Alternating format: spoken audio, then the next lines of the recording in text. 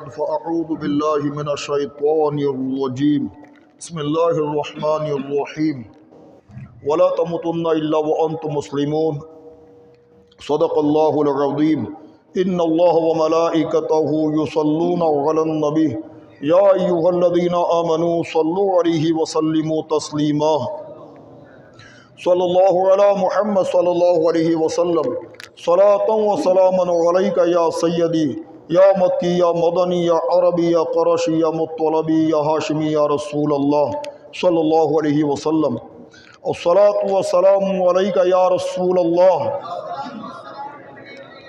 الصلاۃ و سلام علیک یا حبیب اللہ الصلاۃ و سلام علیک یا رحمۃ للعالمین الصلاۃ والسلام علیک یا شفیع المذنبین نویت سنت الاعتکاف۔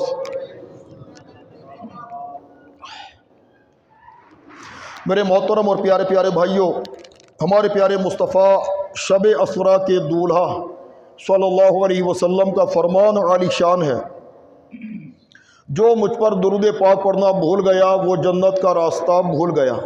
تو پتہ یہ چلا کہ جو بندہ درود پاک نہیں پڑھتا، رسول اکرم صلی اللہ علیہ وسلم کا نام نامی اسم گرامی سننے کے باوجود اگر وہ درود پاک نہیں پڑھتا تو گویا کہ رسول اکرم صلی اللہ علیہ وسلم نے ارشاد فرمایا کہ جو مجھ پر درود پاک پڑھنا بھول گیا وہ جنت کا راستہ بھول گیا۔ تو لہٰذا جب بھی رسول اکرم علیہ السلام کا نام نامی اسم گرامی آپ کے کانوں میں جب اس آواز آئے تو آپ کو چاہیے، مجھ کو چاہیے کہ ہم درود پاک پڑھ لیا کریں، کم سے کم اتنا کہہ لیا کریں صلی اللہ علیہ وسلم۔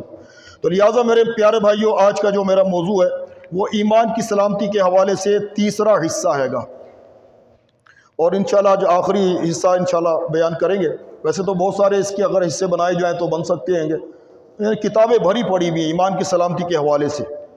تو لہٰذا یہ کہ وقتاً فوقتاً انشاءاللہ بیانات کے اندر ایمان کی سلامتی کے حوالے سے انشاءاللہ بیان کیا جاتا رہے گا، لیکن یہ کہ آج انشاءاللہ اس کا آخری حصہ ہے، اور اگلے اتوار کو انشاءاللہ اللہ نے چاہا تو پھر کوئی مخصوص کوئی موضوع اختیار کریں گے اور اس کو انشاءاللہ بیان کریں گے۔ میرے محترم پیارے پیارے بھائیوں، اللہ تبارک و تعالیٰ نے قرآن مجید فرقان حمید میں ارشاد فرمایا ہے، اتقوا اللہ حق تقاتہ ولا تموتن الا وانتم مسلمون۔ اللہ سے ڈرو جیسا کہ ڈرنے کا حق ہے، اور ہرگز نہ مرنا مگر مسلمان۔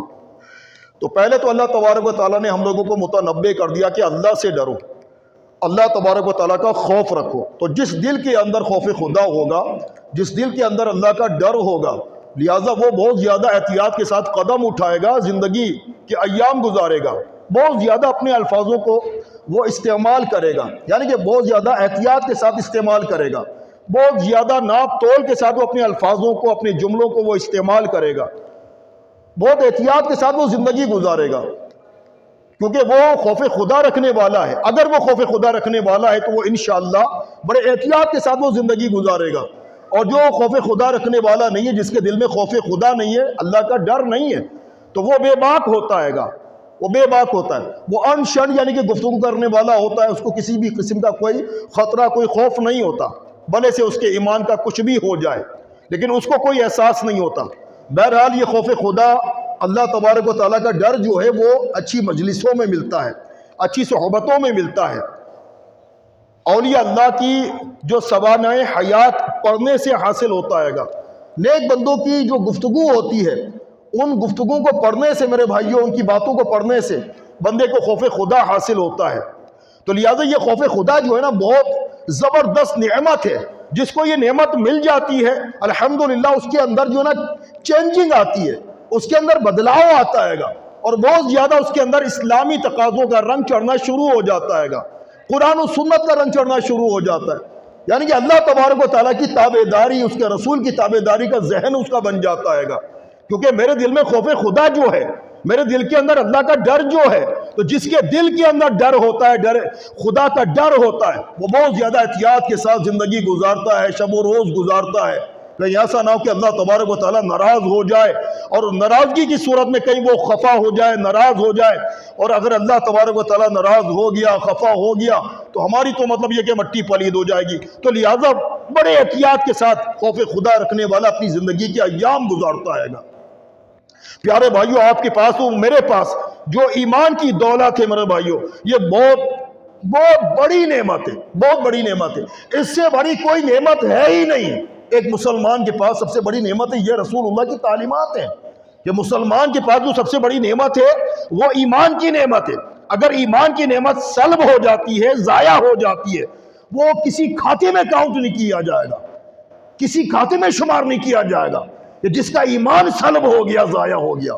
تبھی تو میرے پیارے بھائیوں ہمارے علماء کرام ارشاد فرماتے ہیں، اور رسول اکرم علیہ السلام کی تعلیمات سے بھی پتہ چلتا ہے گا کہ جس بندے کا خاتمہ ایمان پر ہوا، بہت بڑی اس کو خوشی مل گئی، بہت بڑی اس کو مسرت مل گئی، شادمانی مل گئی اس کو، یعنی کہ اصل میں وہ کامیاب ہو گیا۔ وہ گناہوں کا مسئلہ نہیں ہوتا، سب سے بڑا مسئلہ کہ ایمان پر یعنی کہ خاتمہ ہو، ایمان پر خاتمہ ہو جائے، اور ایمان پر خاتمے کے لیے اللہ اس کے رسول کی تابعداری کرنا ضروری ہے۔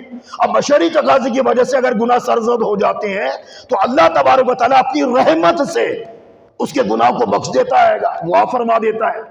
یہ اللہ تبارک و تعالیٰ کی شان کرمی ہوتی ہے، بڑی مہربانی ہوتی ہے بندوں پر، بشرطے کہ بندہ خاتمہ ایمان پر ہو اس کا۔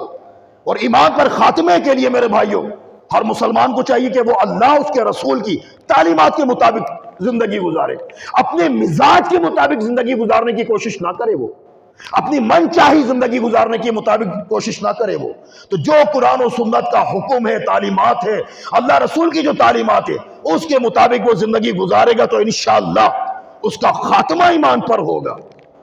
خاتمہ ایمان پر ہونا بہت بڑی شادمانی ہے، بہت بڑی کامیابی ہے میرے بھائیوں۔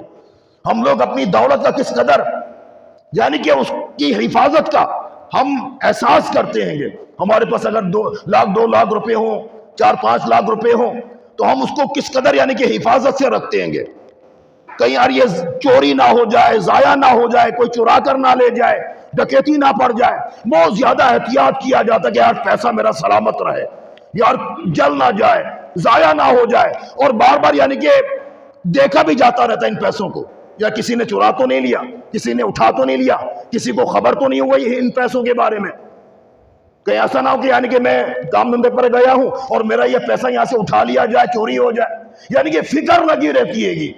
تو اس سے بڑھ کر میرے بھائیو اپنے ایمان کی فکر ہونی چاہیے، اس سے بڑھ کر، کیونکہ یہ سب سے بڑی دولت ہے۔ یہ ریال، ڈالر، درہم، دینار دولت نہیں ہے، اصل دولت جو ہے نا وہ ایمان کی دولت ہے۔ آپ کھرب پتی ہو جاؤ، کروڑ پتی ہو جاؤ، نہ جانے کتنی دولت آپ کے پاس آ جائے، پوری دنیا کی دولت، پوری دنیا کی سلطنت، حکومت، اقتدار آپ کے پاس آ جائے، یہ پھر بھی کچھ نہیں ہے میرے بھائیو۔ ایمان کی دولت سب سے بڑی دولت ہے، سب سے بڑی دولت ہے۔ اور اس دولت کے بارے میں غور و فکر کرنا، احساس کرنا، اللہ کی بارگاہ میں گڑ گڑا کر دعائیں کرتے رہنا، ایمان سلامت رہے، بس ایمان سلامت رہے۔ تو ہر شے سے بڑھ کر اپنے ایمان کی دولت کی حفاظت کرنا چاہیے، بہت زیادہ اس کا احساس کرنا چاہیے۔ آپ کو معلوم نہیں ہے کہ شیطان جو ہے وہ ہمارے ایمان کی گھات میں لگا ہوا ہے، ٹو میں لگا ہوا ہے، ہمارے ایمان کو ضائع کرنے میں لگا ہوا ہے۔ وہ موقع دیکھ رہا ہوتا ہے، وہ موقع محل دیکھ رہا ہوتا ہے، وہ پیچھے پڑا ہوا ہوتا ہے کسی طریقے سے یہ جو مسلمان ہے یہ مسلمان نہ رہے، اس کی حتی الامکان کوشش ہوتی ہے گی۔ ایک تو موت کے وقت کوشش ہوتی ہے، اور ایک دوسری کوشش یہ ہوتی ہے کہ اس کو زندگی کے اندر، یعنی شیطان کی کوشش ہوتی ہے کہ مسلمان کو زندگی کے اندر یعنی کہ اس کے منہ سے کفریہ جملے نکلوا لیے جائیں اور اس کو پتہ تک نہ ہو۔ آپ اندازہ لگائیں کہ جو شیطان ہم پر مسلط ہو چکا ہے اور ابھی ہوش و حواس کے اندر، ہماری زندگی کے اندر وہ ہم پر حکمرانی کر رہا ہے، جیسا چاہتا ہے ویسا وہ ہم کو مطلب لیے چلتا پھرتا ہے گا، ہماری ذات کے ساتھ وہ کھیل پھر رہا ہوتا ہے گا، ابھی ہوش و حواس کے اندر، ابھی اس زندگی کے اندر۔ اب اندازہ لگائیں، ابھی اس کا اتنا تسلط ہے ہم پر، اس کا اتنا زور ہے گا، اتنا غلبہ ہے گا ہم پر۔ موت کے وقت کیا ہوگا اندازہ لگائیں آپ، موت کے وقت تو یعنی کہ بندہ لاچار ہوگا، کس قدر یعنی کہ کنڈیشن ایسی خطرناک ہوتی کہ میں اس کو کیا بیان کروں۔ موت کی سختیوں کے بارے میں نے پچھلے اتواروں کو میں نے آپ سے عرض کیا ہے گا کہ موت کی سختی کا ایک قطرہ جو ہے نا میرے بھائیوں، اگر زمین و آسمان والے جو ہیں گے، زمین و آسمان کے رہنے والوں پر ٹپکا دیا جائے تو سب مر جائیں وہ۔ موت کی سختی کا یہ خطرناک قطرہ ہے، اتنا مطلب معاملہ سنگین ہے گا موت کے وقت کا۔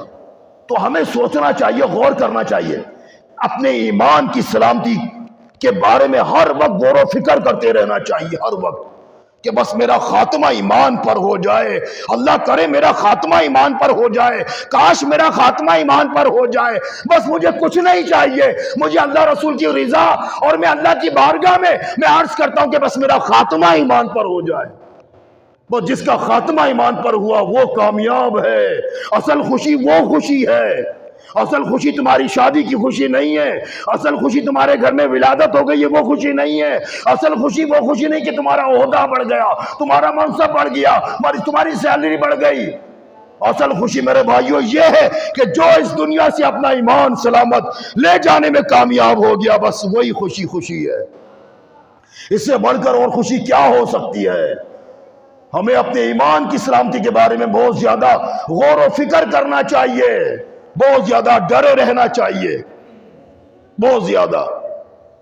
میرے پیارے پیارے بھائیوں، یہ جو نماز ہے، روزہ ہے، حج ہے، زکوٰۃ ہے، دیگر نیکیاں ہیں، دینی خدمات ہیں، یہ ساری جو نیکیاں ہیں نا میرے بھائیوں، بے شک ان نیکیوں سے، ان اچھے کاموں سے ایمان کو مضبوطی تو ملتی ہے، مگر اس بات کی گارنٹی نہیں ہے کہ تم نے حج کر لیا تو تمہارا خاتمہ ایمان پر ہوگا، تم نے نمازیں پڑھ لی تو تمہارا خاتمہ ایمان پر ہوگا، تم نے رمضان کے روزے رکھ لیے، تم نے زکوٰۃ دے دی، تم نے سخاوت اختیار کر لی تو تمہارا خاتمہ ایمان پر ہوگا، گارنٹی نہیں ہے اس کی۔ ایمان کو تقویت تو ملتی ہے، ایمان کو مضبوطی تو ملتی ہے، مگر گارنٹی نہیں ہے کہ خاتمہ ایمان پر ہی ہوگا۔ میرے بھائیوں، اللہ تبارک و تعالیٰ کے فضل و کرم پر ساری باتیں ہیں گی، ہم اس کے فضل و کرم سے مسلمان ہیں اور اسی کے فضل و کرم سے مسلمان ہی مریں گے۔ اگر وہ چاہے گا تو میرے بھائیوں، وہ چاہے گا تو خاتمہ ایمان پر ہوگا، اگر اس نے نہ چاہا تو خاتمہ پھر ایمان پر نہیں ہوگا۔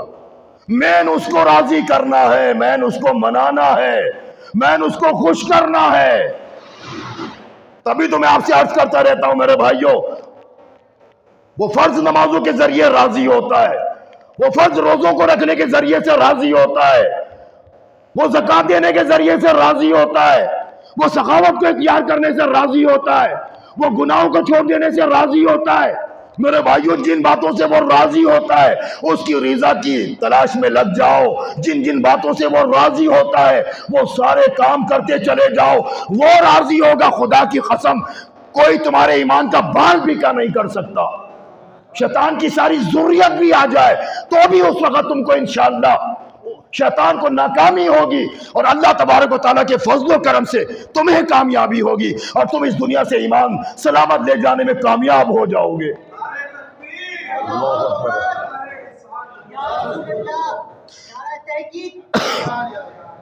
تو لہٰذا میرے بھائیوں، ایمان کی سلامتی کے بارے میں بہت زیادہ غور و فکر کرنا چاہیے۔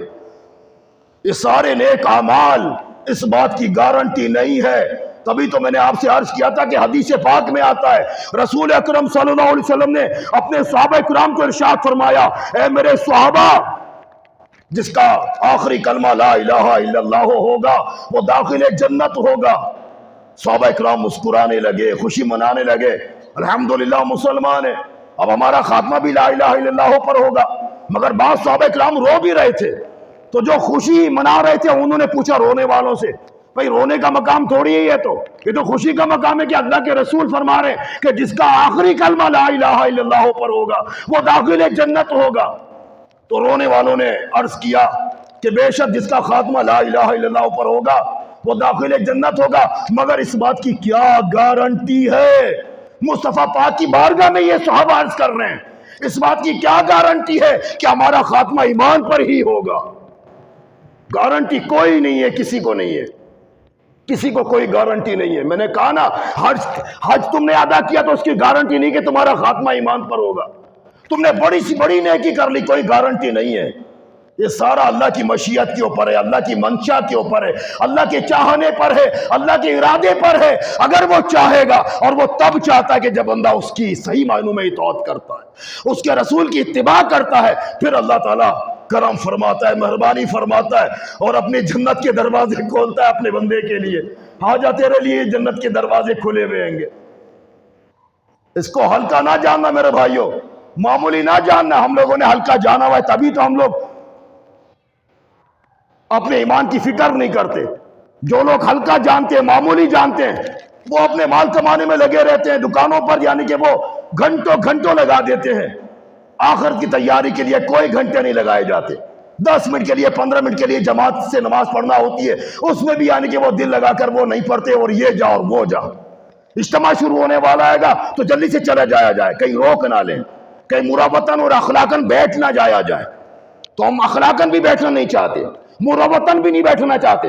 ہمیں تو دسترخوان یاد آ رہا ہوتا ہے نا، بیوی بچے یاد آ رہے ہوتے ہیں، لیکن افسوس کہ میرے بھائیو اگر کوئی ایونٹ ہوتا تو پھر یعنی کہ دکانیں کھلی بھی ہوتی، گھنٹوں گھنٹوں کھلی بھی ہوتی، رات 2 3 3 بجے تک کھلی بھی ہوتی، ہم بیٹھے رہتے، کھانا بھی وہیں کھاتے، دسترخوان بھی وہیں بچھاتے۔ لیکن میرے بھائیو اللہ کی رضا کے لیے اجتماع میں کون اللہ کی رضا کے لیے آ جائے، اور بھلے سے اگر تاخیر ہو جائے اتوار کو تھوڑا گھر جانے میں تو کیا ہوا؟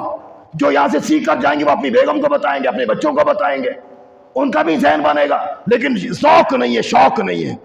اللہ ہماری آخرت سنوار دے میرے بھائیو۔ ہم لوگوں نے اپنی آخرت کو برباد کرنے میں کسی قسم کی کوئی کمی نہیں چھوڑی ہوئی ہے۔ ہم روزانہ بلا ناغہ اپنی آخرت کو برباد کرتے چلے جا رہے ہیں، لاپرواہی والی زندگی گزارے چلے جا رہے ہیں۔ کوئی ڈر خوف نہیں ہے، کوئی احساس نہیں ہے میرے بھائیو، کوئی احساس نہیں ہے۔ سردی ہوتی تو فجر میں اٹھا نہیں جاتا، مگر افسوس کی بات تو یہ کہ کام پر جانے کے لیے کیوں اٹھ جاتے ہو؟ پھر آپ کام کی بھی چھٹی کرو نا، جاب کی بھی تو چھٹی کرو آپ، لیکن نہیں، کام پر جانا ہے، شاپ کھولنی ہے، کاروبار کرنا ہے، نماز نہیں پڑھنی ہے، نماز نہیں پڑھنی ہے۔ کتنے ایسے مسلمان داڑھی والے، امامے والے، اپنے آپ کو ہیرو بننے والے، فجر میں اوندے پڑے سو رہے ہوتے ہیں گے، کام پر جانے کے لیے وہ بھی اٹھ جاتے ہیں گے۔ کیا اللہ نہیں دیکھ رہا؟ اللہ تعالیٰ دیکھ رہا ہے، قیامت کے روز سب سے پوچھے گا، وہ سب سے پوچھے گا۔ تو لہذا یارو، سب سے مین بات تو یہ کہ خدا نہ خواستہ اگر اللہ ناراض ہو گیا، ہم لوگ یعنی کہ اپنی جو محبوبائیں ہوتی ہیں ان کی ناراضگی اور راضی ہو جانے کا خیال رکھتے ہیں، اپنی بیویوں کے راضی اور ناراض ہونے کا خیال رکھتے ہیں، اپنے باس کا، اپنے جو دوسرے مطلب یہ کہ ہمارے جو جن کے ماتحت ہم کام دھندے کر رہے ہوتے ہیں ان کی راضی اور ناراضی کا خیال رکھتے ہیں ہم لوگ۔ یہ اللہ کی راضی اور ناراضی کا خیال نہیں رکھتے، کہیں اللہ ناراض نہ ہو جائے۔ یارو اللہ تعالیٰ سے ڈرو، خوف خدا دل میں رکھو، ایمان کی سلامتی کا خیال کرو، اللہ سے ڈرتے رہو، اللہ سے ڈرتے رہو۔ یاد رکھو حضرت سیدنا رسول اکرم صلی اللہ علیہ وسلم نے ارشاد فرمایا، 3 باتیں جس بندے میں ہوں گی نا وہ ایمان کی مٹھاس کو حاصل کر لے گا، ایمان کی حلاوت کو حاصل کر لے گا۔ وہ 3 باتیں کون سی ہیں؟ نمبر 1، ہر شے سے بڑھ کر اللہ رسول کو چاہا جائے، محبوب رکھا جائے، ہر شے سے بڑھ کر۔ اب جو بندہ ہر شے سے بڑھ کر اللہ رسول کو چاہے گا، ہو ہی نہیں سکتا کہ وہ داڑھی منڈا دے، ہو ہی نہیں سکتا کہ وہ گالی بک دے، ہو ہی نہیں سکتا کہ وہ نماز قضا کر دے۔ جو اللہ اس کے رسول کو ہر شے سے بڑھ کر چاہے گا، یہ ہو ہی نہیں سکتا کہ وہ بدنگاہی کر دے، وہ ماں باپ سے زبان درازی کر دے۔ وہ ہم لوگ یعنی کہ بس اپنے دلوں کے اندر یہ باتیں رکھ لیتے کہ ہاں میں تو اللہ سے محبت کرتا ہوں، رسول سے محبت کرتا ہوں۔ یہ محبت نہیں ہے جو آپ کی اور میری ہے گی۔ ہر شے سے بڑھ کر جو اللہ اس کے رسول سے محبت کرنے والا ہوگا، محبوب رکھنے والا ہوگا، اللہ رسول کو چاہنے والا ہوگا۔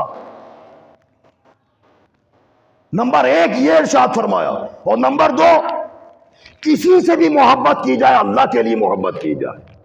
الحب للہ والبغض فی اللہ، اللہ کے لیے محبت، اللہ کے لیے دشمنی، عداوت، بغض اللہ کے لیے ہونا چاہیے، اپنی ذاتیت کے لیے نہیں ہونا چاہیے۔ ہم جس سے بھی محبت کرتے ہیں اپنی ذات کے لیے کرتے ہیں، ہم جس سے بھی نفرت کرتے ہیں اپنی ذات کے لیے کرتے ہیں، اللہ کے لیے نہیں کرتے۔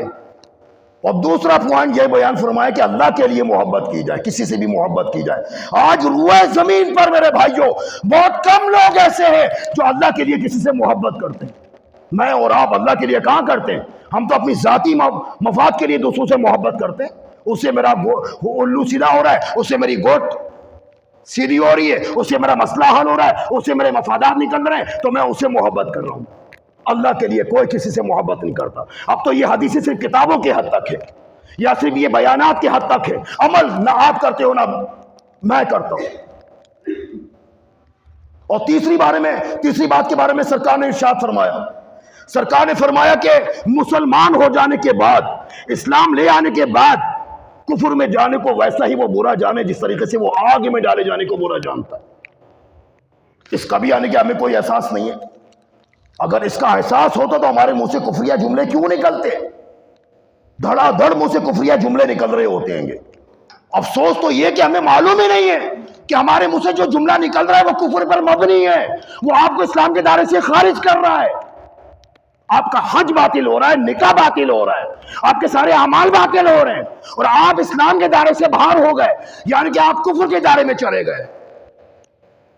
اپنی زبان کا استعمال صحیح نہ کرنے کی وجہ سے لوگوں کو معلومات ہوتی نہیں ہے، وہ بڑ کر رہے ہوتے ہیں گے، اس بات کا احساس بھی نہیں ہوتا کہ میرے منہ سے نکل کیا رہا ہے۔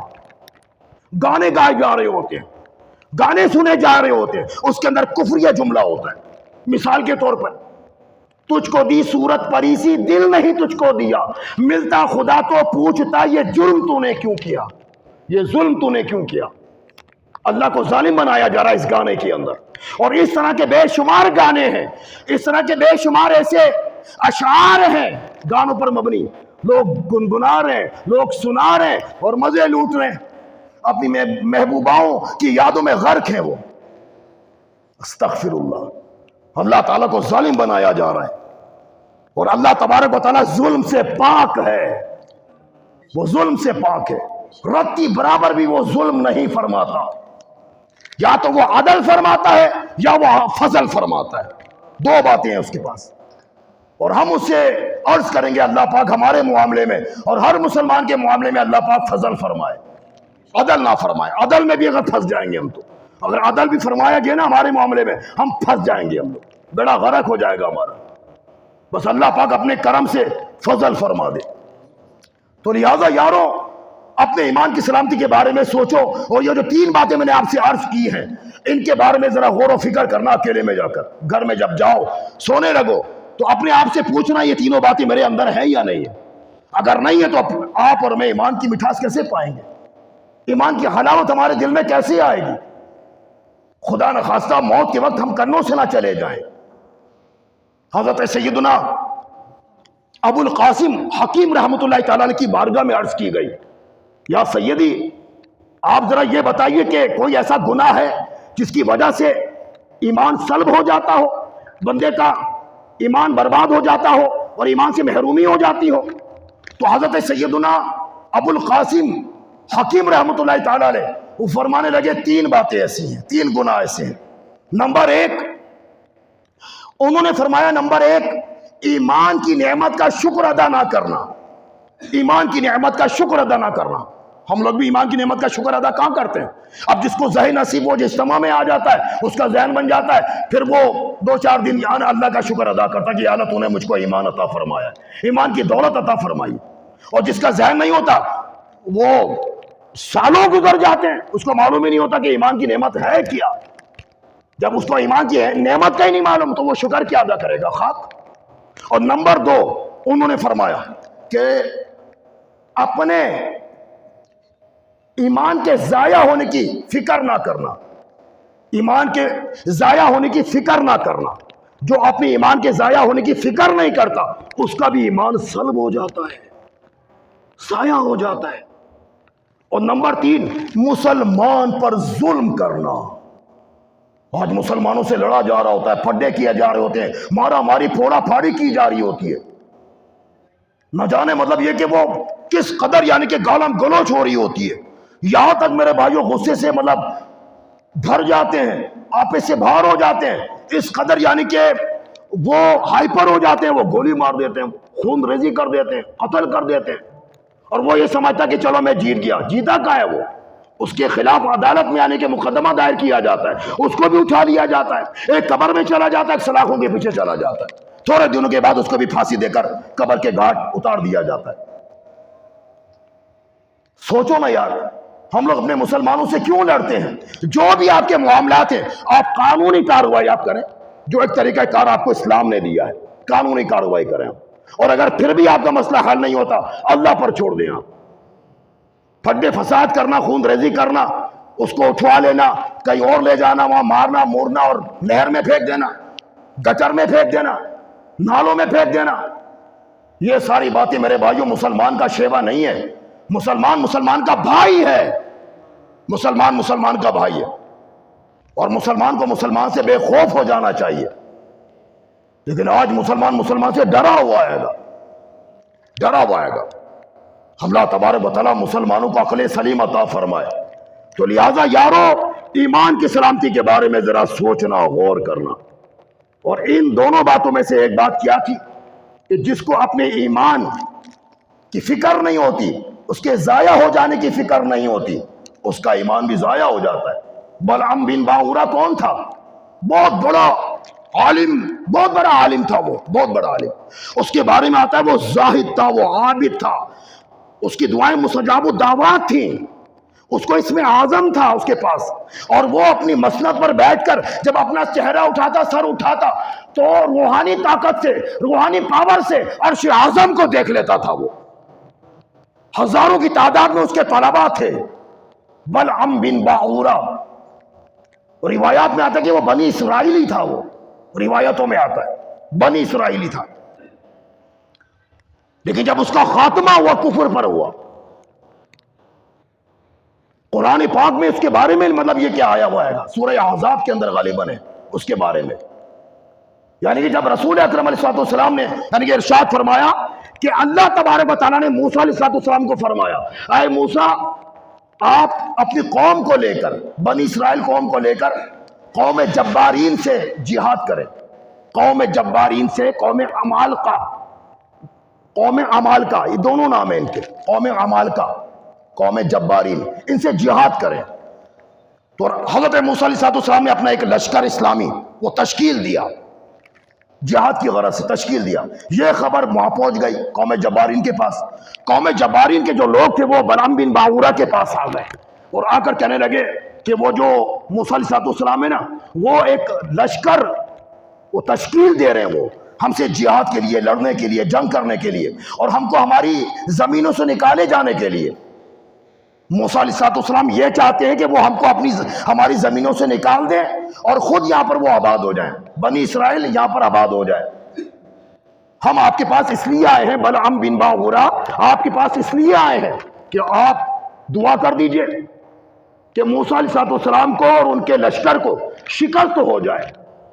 بلعام بن باورہ کہنے لگا کہ بھائی میں ان کے لیے بدعا کیسے کر سکتا ہوں؟ یار موسیٰ علیہ السلام تو اللہ کے رسول ہیں، اللہ کے نبی ہیں، اور ان مومنین کی جماعت ہے، ان کے ساتھ تو فرشتے بھی ہیں گے، میں ان کے لیے بدعا کیسے کر سکتا ہوں؟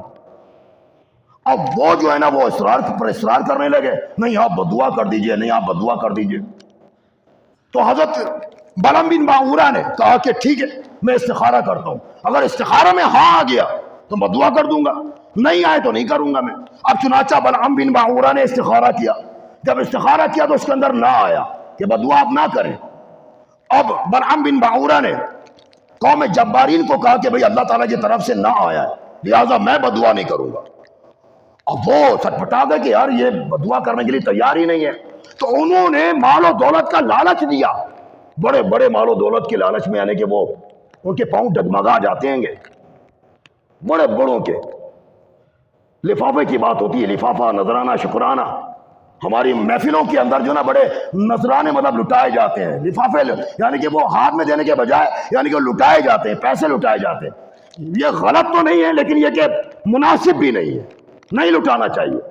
کتنے غریب لوگ بیٹھے ہوئے ہوتے ہیں یار، ان کو کھانے کو نہیں ہے، پینے کو نہیں ہے، راشن نہیں ہے، اور تم لٹا رہے ہوتے ہو، ان کے منہ میں پانی آ رہا ہوتا ہے، وہ دعائیں کر رہے ہوتے ہیں، وہ کر رہے ہوتے ہیں یا اللہ تعالیٰ ان کے پاس سے مال ہمارے پاس آ جائے۔ اور پھر لٹانے والے کے اندر تو آپ کیا سمجھتے ہو؟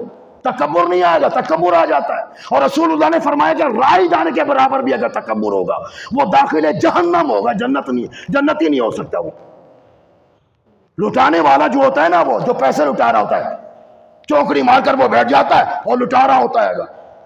یہ لٹانا منع تو خیر نہیں ہے لیکن میرے بھائیوں مناسب بھی نہیں ہے، اور اگر تکبر دل کے اندر ہے، بڑائی ہے، غرور اور گھمنڈ ہے اور ریاکاری ہے تو پھر منع آئے گا۔ اور ایسا ہو نہیں سکتا کہ ہم لوگ ان باتوں سے بچ جائیں۔ ہم لوگ اتنے پارسا دودھ کے دھلے ہوئے تو نہیں ہیں، ہم بچ ہی نہیں سکتے ان باتوں سے، تو لہٰذا یہ کام نہ کیا جائے۔ آپ کو دینا ہے نعت خوانوں کو، آپ کو دینا ہے علماء کو، آپ لفافے میں رکھ کر عزت کے ساتھ دے دیجیے آپ، لیکن نام و نمود ضروری ہوتا ہے نا، دکھاوا ضروری ہوتا ہے، تصنع بناوٹ ضروری ہوتا ہے، پوری دنیا کو دکھلایا جاتا ہے کہ ماں بدولت اتنے مالدار رہیں گے۔ بہرحال اب بلعام بن باورا کو نا لالچ دیا گیا، بھائی ہم تم کو تحفے دیں گے، تحائف دیں گے، آپ کو کیش دیں گے، یہ دیں گے، وہ دیں گے، واپس بدعا کر دیجئے۔ بلعام بن باورا وہ ان کے جھانسے میں آ گیا، لالچ میں آ گیا، اس نے کہا ٹھیک ہے میں بدعا کرنے کے لیے تیار ہوں۔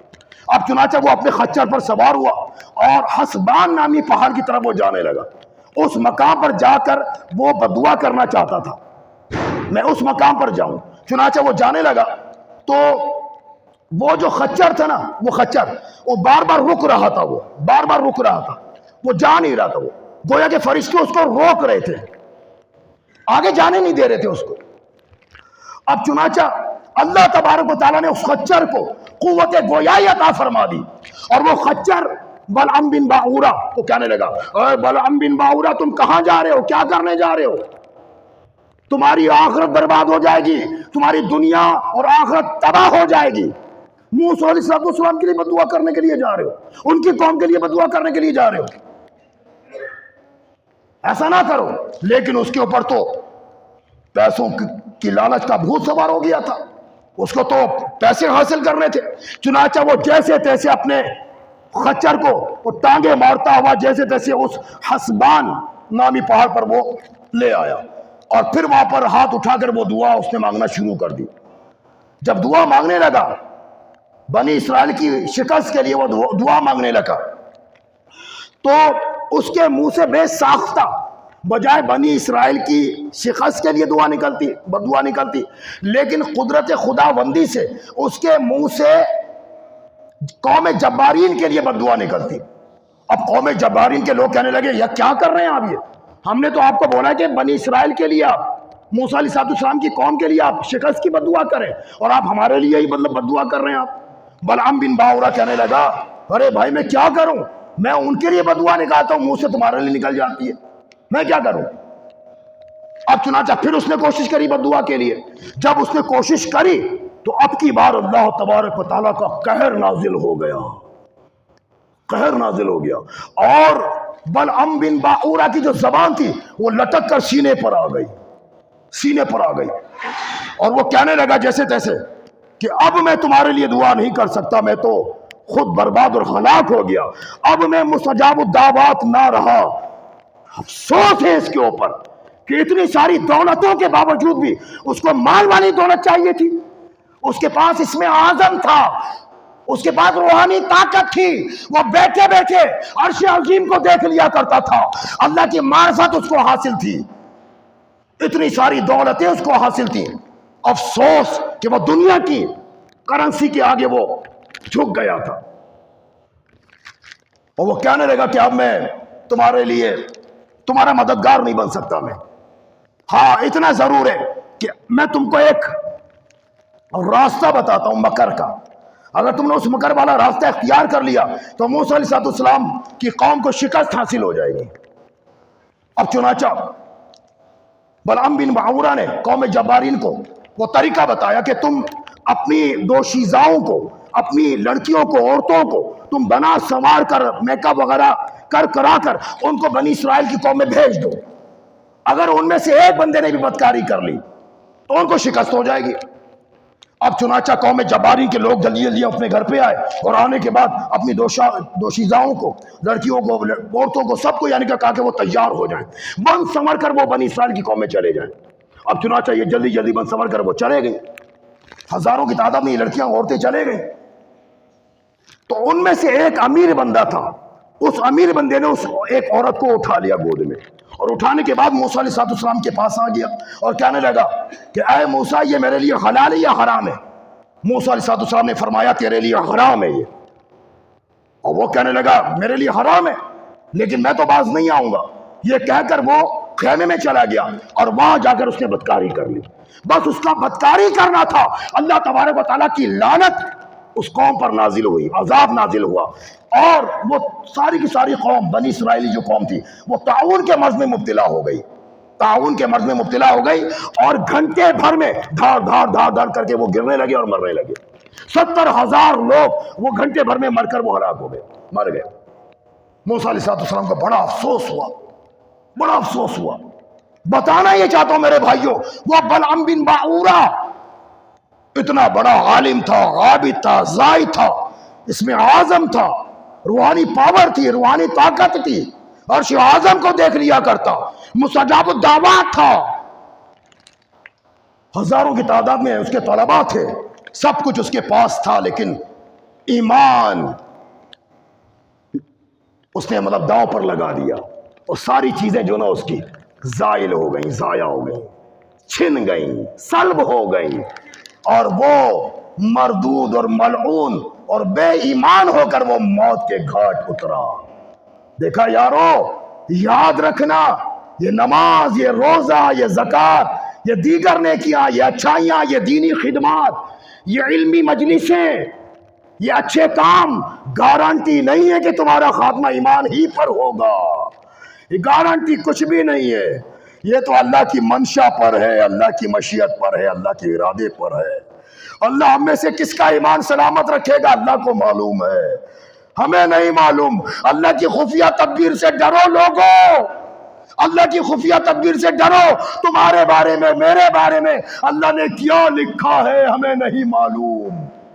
یہ تو موت کے وقت پتہ چلے گا, جب ہماری موت واقع ہو جائے گی, جب آنکھ بند ہوگی تو پھر آنکھ کھلے گی کہ ہائے خاتمہ کفر پر ہو گیا, میں نے اللہ کو راضی نہیں کیا تھا, اللہ کو نہیں منایا تھا, میں اللہ کو راضی کرنے سے قاصر رہا تھا, دنیا کی گہما گہمیوں میں, دنیا کی رنگ رلیوں میں, دنیا کی مستیوں میں مست تھا. افسوس میں اللہ کو راضی کرنے میں ناکام رہ گیا. اتنی عمر مجھ کو اللہ نے عطا کی تھی, کسی کو 40, 50, 60, 70, 80 سال دیے تھے, لیکن ایک دن بھی ہم نے اللہ تبارک و تعالیٰ کی محبت میں اس کو سجدہ نہیں کیا. جو بھی سجدہ کیا غفلت کے ساتھ کیا, غفلت کے ساتھ سر اٹھایا اور سر سجدے میں رکھا, شوق اور ذوق کے ساتھ اور خوش و خضوع کے ساتھ کبھی ہم نے رکوع اور سجود اللہ کی بارگاہ میں نہیں کیا. ہماری ایک نماز بھی آج تک ایسی نہیں ہے کہ ہم نے اللہ تعالیٰ کے لیے پڑھی ہو. ہم رسماً پڑھتے ہوئے آئے ہیں, ہم عادتاً پڑھتے ہوئے آئے ہیں. اللہ رسول کے لیے کوئی ہمارا عمل نہیں ہے اخلاص والا. اللہ تبارک و تعالیٰ ایمان کی ہمیں فکر کرنے کی توفیق عطا فرمائے. شاہ غسان, ملک غسان کا بادشاہ چبلہ بن ایہم, یہ مسلمان ہو گیا. عمر فاروق رضی اللہ تعالیٰ عنہ کے ہاتھ پر مسلمان ہوا. عمر فاروق رضی اللہ تعالیٰ عنہ کو بڑا مطلب بہت خوشی ہوئی ہے کہ اب یہ مسلمان ہو گیا تو اس کی رعایا بھی مسلمان ہو جائے گی. بہت خوشی ہوئی. اب چبلہ بن ایہم شاہ غسان یہ خانہ کعبہ کا طواف کر رہا تھا. اس کے پیچھے غریب دیہاتی بندہ وہ بھی طواف کر رہا تھا. اس کی چادر جو نا وہ لٹک رہی تھی, وہ غلطی سے بے دھیانی سے وہ غریب کا پاؤں اس چادر پہ پڑ گیا اور وہ چادر اتر گئی. اب اس کا دماغ تو بادشاہوں والا تھا, اس کو غصہ آ گیا. اس نے زوردار تھپڑ اس غریب کے منہ پر مارا, بڑا زوردار تھپڑ مارا. روایات میں آتا ہے کہ 2 دانت اس کے ٹوٹ گئے. وہ غریب عمر فاروق رضی اللہ تعالیٰ عنہ کی عدالت میں چلا گیا, شکایت کر دی. وہ جبلہ بن ایہم ہے نا جو ابھی بھی مسلمان ہوا ہے, شاہ غسان, اس نے میرے ساتھ ایسا کیا ہے. عمر فاروق تو آپ کو تو معلوم ہے عدل کرنے والے. ایک روایات میں آتا ہے کہ جس طریقے سے علی المرتضیٰ رضی اللہ تعالیٰ عنہ کے بارے میں فرمایا کہ میں علم کا شہر ہوں اور علی جو ہے اس کا دروازہ ہے, اسی طریقے سے مصطفیٰ پاک نے فرمایا میں عدل کا شہر ہوں اور عمر فاروق اس کا دروازہ ہیں گے. عمر فاروق تو عمر فاروق جو عدل کرنے والے ہیں, جو انصاف کرنے والے ہیں, انہوں نے بلوا لیا, اپنی بارگاہ میں بلا لیا, اپنی عدالت میں بلا لیا, اور بلانے کے بعد کہا کہ تم نے اس کو تھپڑ مارا ہے. جبلہ بن ایہم کو بولا, شاہ غسان کو بولا تم نے تھپڑ مارا اس کو. اس نے کہا کہ تھپڑ تو کم ہے, اگر حرام نہیں ہوتا تو میں اس کو قتل کر دیتا. عمر فاروق رضی اللہ تعالیٰ نے فرمایا کہ تم نے قبول لیا کہ تم نے تھپڑ مارا ہے. اس نے کہا کہ ہاں میں نے تھپڑ مارا ہے. تو عمر فاروق رضی اللہ تعالیٰ نے فرمایا کہ میں قصاص دلواؤں گا، اس کو بدلہ دلواؤں گا، جس طرح تم نے اس کو تھپڑ مارا ہے اب یہ بھی تم کو تھپڑ مارے گا. وہ کہنے لگا آپ اس سے بدلہ لیں، میرا بدلہ لیں گے آپ، یعنی کہ یہ قصاص لے گا میرے سے، اس کو میرے برابر کس نے کر دیا ہے گا؟ میں بادشاہ شاہ غسان ہوں اور یہ غریب دیہاتی ہے گا، یہ مجھ سے بدلہ لے گا، اس کو کس نے برابر کر دیا میرے؟ عمر فاروق رضی اللہ تعالیٰ نے فرمایا اسلام نے تم دونوں کو برابر کر دیا، اسلام نے تم دونوں کو برابر کر دیا. اب وہ گھبرا گیا، اس کو ذلت محسوس ہوئی، تو وہ کہنے لگا کہ ٹھیک ہے مجھ کو آپ ایک دن کی مہلت دیجیے آپ. تو عمر فاروق رضی اللہ تعالیٰ نے اس غریب سے پوچھا تم اجازت دیتے ہو اس کو ایک دن کی؟ اپنے طور پر نہیں کہا کہ ٹھیک ہے چلے جاؤ، نہیں، آپ نے اس سے غریب سے کہا کہ تم اجازت دیتی؟ اس نے کہا کہ ہاں ٹھیک ہے میں ایک دن کی اجازت دیتا ہوں. اب چنانچہ اس نے موقع سے فائدہ اٹھایا، اس مہلت کا ناجائز فائدہ اٹھاتے ہوئے وہ راتوں رات وہ ملک کے غسان چلا گیا، اور نصرانی مذہب کو اختیار کر لیا اس نے، یعنی کہ وہ مسلمان ہو گیا تھا لیکن ظلم کی وجہ سے گویا کہ اس کا ایمان سلب ہو گیا، گویا کہ اس نے ظلم کیا نا، مارا. اب عمر فاروق رضی اللہ تعالیٰ عنہ نے اس کا قصاص دلوانا چاہا، اس نے ظلم کیا تھا، اس ظلم کی وجہ سے گویا کہ اس کا ایمان سلب ہو گیا. اگر وہ یہ ظلم نہ کرتا، اگر وہ مارتا نہیں تو پھر وہ یہیں رہتا، وہ وہاں جانے کی ضرورت ہی نہیں ہوتی، نصرانی مذہب کو اختیار کرنے کی ضرورت ہی نہیں ہوتی، وہ مسلمان ہی رہتا وہ. لیکن بہرحال اس نے ظلم کیا تھا، اور ظلم کرنے کی وجہ سے بہرحال اس طرح ماحول بنتا چلا گیا، پہلو بنتا چلا گیا، اور پھر اس نے اسلام کو خیر آباد کہہ دیا اور وہ مرتد ہو گیا. اور 3 بندوں کے بارے میں کہا گیا اسلام نے، شریعت میں، کہ ان کو قتل کرو، مرتد کو. پہلا نمبر مرتد کا، دوسرا جو شادی شدہ عورت ہو یا مرد ہو رجم کی صورت میں اس کو قتل کر دو، اور تیسرا باغی کو قتل کر دو، جو اللہ رسول کے مد مقابل کھڑا ہو وہ باغی ہے، اس کو قتل کر دینے کا حکم دیا گیا ہے. اور یہاں پر ایک مسئلہ آپ کو بتاتا چلوں میں، علماء کرام ارشاد فرماتے ہیں جو نماز نہیں پڑھتا وہ بھی باغی ہے، گویا کہ اس کو بھی قتل کرنے کا حکم ہے حاکم وقت کے لیے. ہر غیرے نتو غیرے کو نہیں حکم ہے یہ کہ وہ مطلب یہ کہ کسی مسلمان بے نمازی کو قتل کرے، نہیں، حاکم وقت کو چاہیے کہ ایسے بے روزے داروں کو اور ایسے بے نمازیوں کو قتل کر دے. وہ بڑا سخت قانون ہے نماز کے معاملے میں، رمضان کے روزے کے بارے میں. لیکن افسوس کیا ہم لوگ تو بس یہ کہ بس اللہ تبارک و تعالیٰ ہمارے حال زار پر رحم فرمائے. تو یارو ہم سب کو چاہیے کہ ہم لوگ اپنے ایمان کی سلامتی کے بارے میں احساس کریں کہ اللہ پاک ہمارا خاتمہ بالایمان کرے، بس خاتمہ بالایمان ہو، خاتمہ بالخیر ہو، اور شان سے زندگی گزارے، اللہ رسول کی تعلیمات کے مطابق زندگی گزارتے رہے، خاموش رہے، نظروں کی حفاظت کریں، ہاتھوں کی حفاظت کریں، شرمگاہ کی حفاظت کریں، بدن کے اعضاء کی حفاظت کریں، اپنے خیالات کی حفاظت کریں، اپنے تصورات کی حفاظت کریں، اپنے وسوسوں کی حفاظت کریں. بہت احتیاط کے ساتھ پھونک پھونک کر قدم رکھتے ہوئے چلے جائیں، پھونک پھونک کر قدم رکھتے ہوئے چلے جائیں. اپنے ایمان کے بارے میں سوچتے رہیے گا، غافل مت ہوئیے گا، اور اپنی آنکھوں کی حفاظت کیجیے گا، بدنگاہی مت کیجیے گا. یہ بدنگاہی بہت بڑی خطرناک ایک آفت ہے، یہ بہت بڑی آفت ہے. لیکن آج ہمارے مسلمان بھائی لوگ اس کی لپیٹ میں ہیں گے.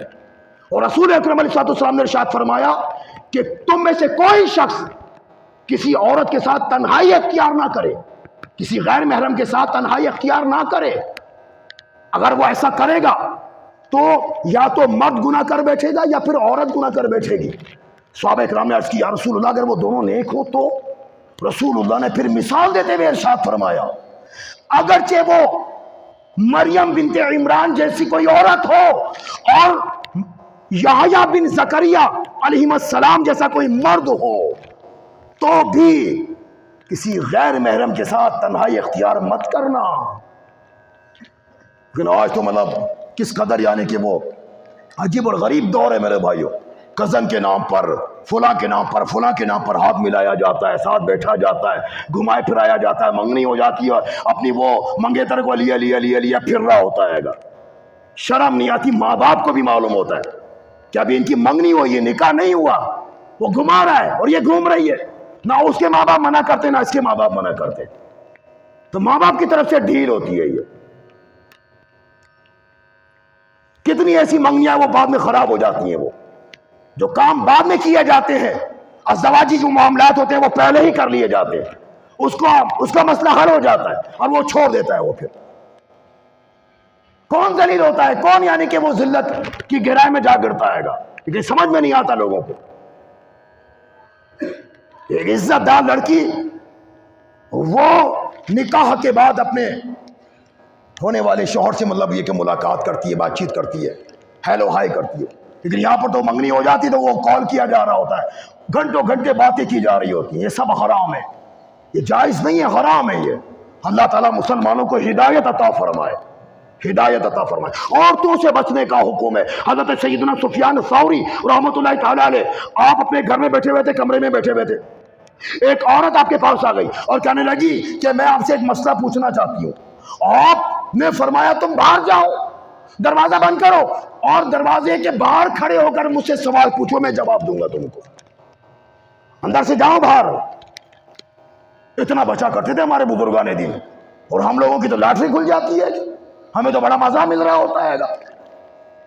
خالہ ذات، پھوپھی ذات، فلاں ذات، فلاں ذات، بس واہ ہو جاتی ہے معاذ اللہ.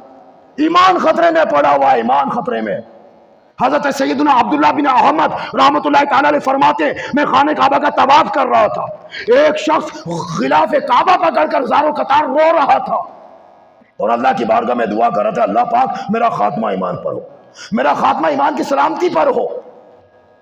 وہ دعائیں کر رہا تھا. میں نے اسے پوچھا کہ بھائی کوئی اور بھی دعا کر لو یار، تم یہی دعا کر رہے ہو، اور بھی کوئی دعا کر لو.